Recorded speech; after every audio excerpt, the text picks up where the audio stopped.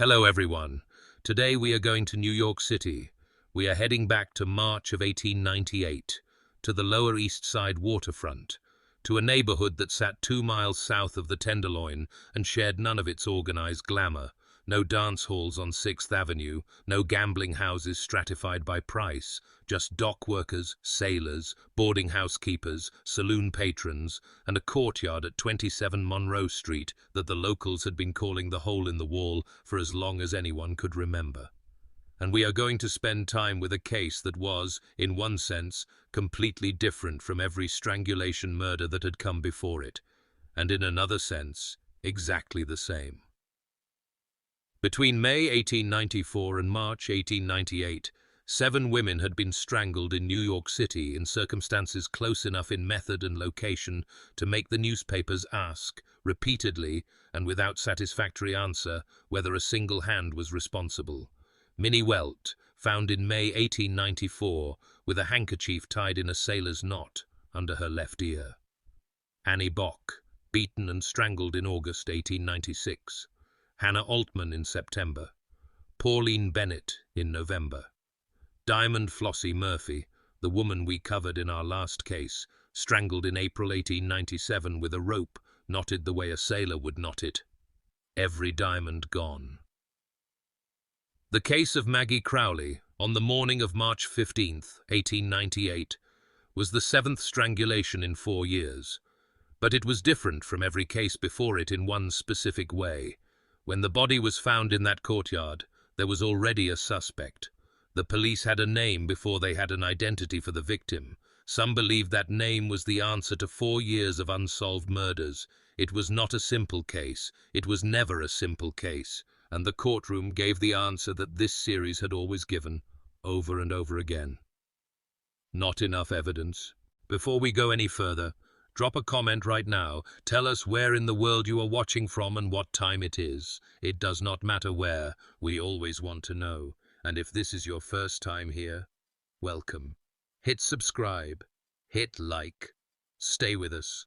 This is the 8th case in a series of murders that nobody has ever solved. And this one has everything. A body in a courtyard, a suspect who confessed to a barber, a husband who came back from the dead, and a trial that lasted 1 day. We are going to 27 Monroe Street. We are going to a night in March 1898 when a woman was strangled, dragged to a courtyard, and left there. We are going to the extraordinary moment 2 days later when a man walked into a barber's shop and said something that should have been the end of the story. And we are going to sit with the question that 4 years of murders in this city had never answered. Her name was Margaret Clarkson Crowley. Everyone called her Maggie. She was 34 years old. She was a housemaid. Her husband was supposed to be dead. And she ended up in the hole in the wall at 27 Monroe Street in the company of a Dutch sailor with large hands who told a barber 2 days later that he had just strangled a woman and got bilked out of 4. This is the case of Maggie Crowley. To understand Maggie Crowley's case, you have to understand where it happened, because it did not happen in the Tenderloin. That is the detail the newspapers either missed or did not know what to do with. Every other murder in the series, Minnie Welt, Annie Bock, Hannah Altman, Pauline Bennett, Diamond Flossie, had happened in the organized vice economy of the mid-20s to mid-30s streets, clustered around 2nd Avenue in Midtown Manhattan. That was a world of brothels, gambling houses, dance halls, and saloons, operating in the open because the police were paid to permit them. Monroe Street was 2 miles south of all that. It was in the Lower East Side, a waterfront neighborhood packed with immigrant workers, dock laborers, Swedish sailors, Irish boarding house keepers, and the specific poverty of people who lived in dumbbell tenements on streets that by the 1890s had the highest tuberculosis mortality rate in the city. The courtyard at 27 Monroe Street, known to everyone in the area as the Hole in the Wall, was a local landmark for brawls. The housekeeper at number 27 would later tell police that when she heard cries in the night, she had not come out to investigate because she could not attend to every fight. This was not glamorous vice. This was the raw, unsupervised poverty of the waterfront, where men worked the docks and drank at Tukulski Brothers on Monroe Street, and the difference between a night that ended badly and a night that ended in murder was sometimes a bottle of whiskey and a quarrel over $4. Margaret Clarkson Crowley had grown up in this world and worked within it. She was a housemaid employed by a family not far from Monroe Street. She had married John Crowley. They had a child. She had started drinking. The child died. John left, first for the sea, then for a fiction of his own death. Maggie had stayed. She visited her friend Bridget Lynch when O lived next door to a man named Robert Hoey at 27 Monroe. She was known in the neighborhood. She was known in the saloons. She was known to the police in the way that women of her circumstances in 1898 were known to the police, not by name, but by category. Sunday night, March 13th, 1898. Maggie visited her friend Bridget Lynch, who lived next door to the Hoeys on Monroe Street. They sent out for several pints of beer. Maggie left. She was later seen in the company of a man who gave his name as John Brown, a Dutch sailor, short and stocky, sun-browned with very large hands. He was known in the neighborhood, and he was known to have money that evening. Jenny Isaacs, who kept a saloon on Monroe Street, had seen Brown in her establishment that Sunday with Charles Weston, Weston's wife, May Fernandez, and the woman who would later be identified as Maggie Crowley. Isaacs could see that Brown had money, and she was privately certain, she told police later, that he was going to be robbed before the night was out. What happened after they left Isaacs's saloon is where the stories begin to diverge, and keep diverging for the next 2 days, through 3 separate accounts that each incriminated their teller in slightly different ways. Robert Hoey, Weston, and Cosgrove bought a bottle of whiskey. They went to Hoey's flat. That much was common to most versions of what followed. John Brown was there, standing, half-dressed, over a woman's body. Hoey said he went to get a lamp. When he came back, Brown was gone. On the second floor, Mrs. Lynch, who lived next door, had heard a woman's voice crying, "Mamie, get me some water." She heard a man say, "For God's sake, give her some water." Then doors slammed, quarreling, silence. Mrs. Downing, the housekeeper, heard a woman crying for water at 2 in the morning and saw Hoey and 2 men leave the house shortly before the alarm was given. She had not gone out to the courtyard. She had told herself it was another fight. By 4:50 in the morning, a dock worker named Robert Hoey, who had claimed falsely that he was returning from a night shift on the steamer Gulf Stream, stumbled over a woman lying in the courtyard of 27 Monroe Street. He thought she was sleeping. She was not sleeping. He roused James Swadle on the second floor, who ran into the street with a lantern shouting for police. Maggie Crowley was lying on her side. A handkerchief and a dark shawl had been folded to make a pillow beneath her head. The marks on her neck had been made by a strong hand. She had been strangled.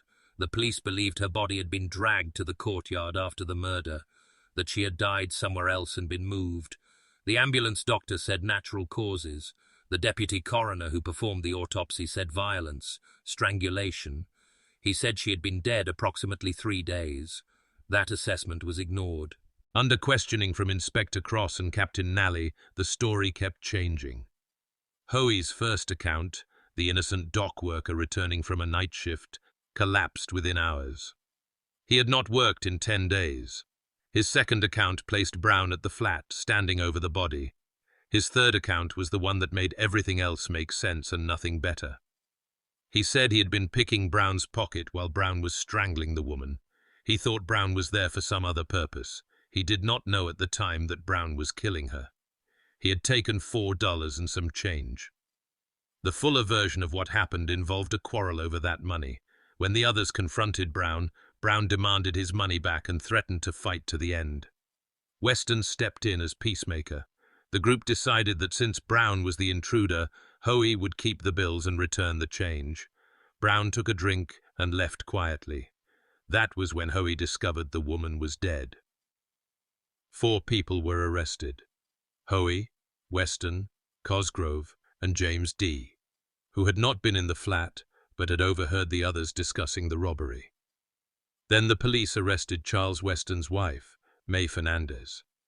She sat in the police interview room puffing on a cigarette, and told them she had seen Brown and the dead woman on the street that evening, arguing, and that she had refused to let them into her hallway.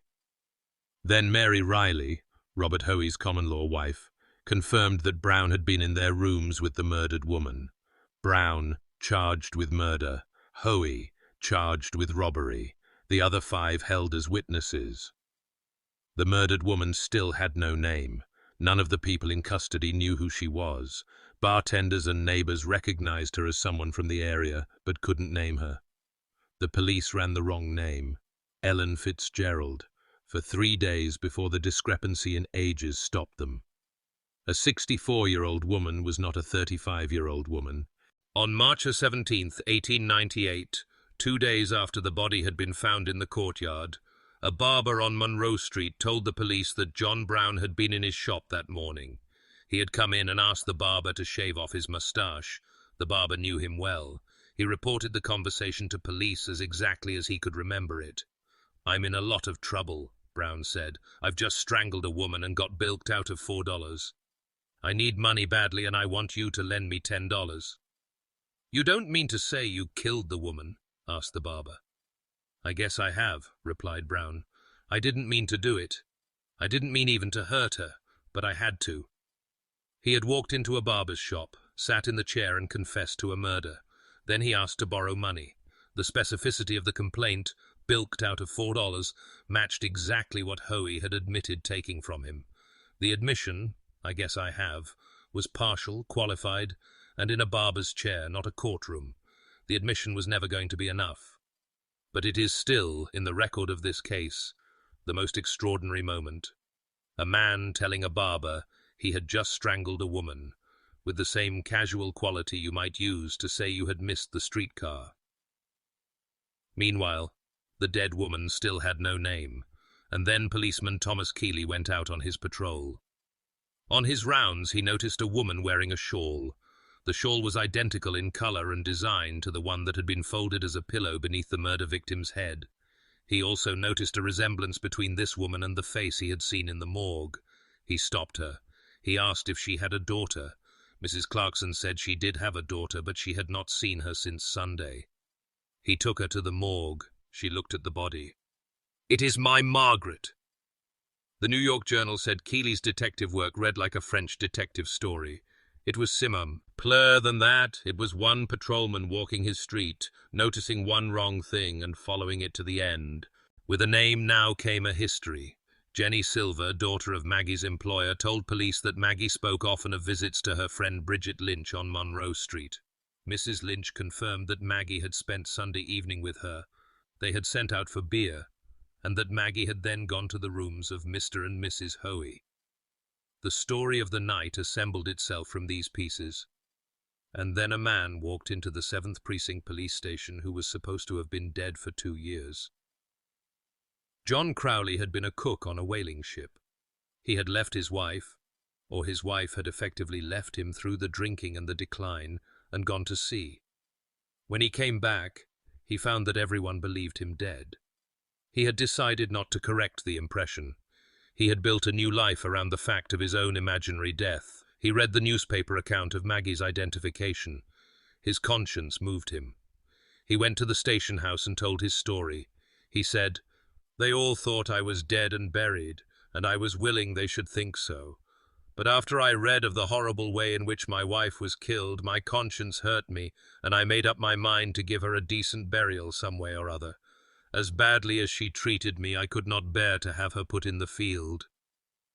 He told them about the drinking, about the child's death, about the women she had gotten in with. He asked for nothing except to be allowed to bury her. He was not a suspect. He was a man who had loved his wife badly, and left her badly, and come back at the end to do one decent thing.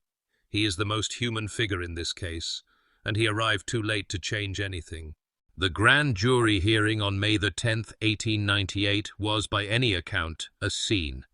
The New York Herald described the gallery, the Bowery girl chewing gum and smoking cigarettes, the Cherry Hill boy chewing tobacco and spitting at the ceiling, old men who had lived an intermittent life along the riverfront for 50 years, Swedish sailors, Irish boarding-house keepers, The courtroom filled with the specific human texture of Monroe Street itself, brought inside and arranged in benches. The grand jury returned indictments against Brown, Hoey, and Cosgrove for the murder of Maggie Crowley. The murder trial opened on July the 10th, 1898. It ended the same day. After hearing the prosecution's evidence, Justice Fersman directed the jury to acquit without deliberation. He said, "I direct the jury to acquit the prisoner. A case should not be submitted to a jury on mere conjecture and suspicion." The barber's testimony, Brown admitting to the strangling, was not corroborated. The stories had changed too many times. Everyone present that night had either lied, stolen from someone, or been drunk. The prosecution's case rested on the testimony of people who had already demonstrated under questioning that they would say whatever they needed to say. Justice Fersman drew the line. Sailor Brown was acquitted. Hoey and Cosgrove's indictments were dismissed. The case was closed. Added to the growing list of unsolved Tenderloin strangulation cases, even though Maggie Crowley had not been killed in the Tenderloin, even though the suspect had told a barber he had done it, even though there was a witness who heard a woman crying for water in the rooms above the courtyard where the body was found. The newspapers connected Brown to Diamond Flossie. They noted that Flossie's last words had been about meeting the Dutchman, and Brown was Dutch. They noted that the knots used in the strangulation were sailors' knots, and Brown was a sailor. They noted his large hands, and his sun-browned face, and his shifty grey eyes. They did everything but prove it. The police added Maggie Crowley's murder to the list and moved on. That list had 7 names on it by the time the century ended. Not one case was ever solved.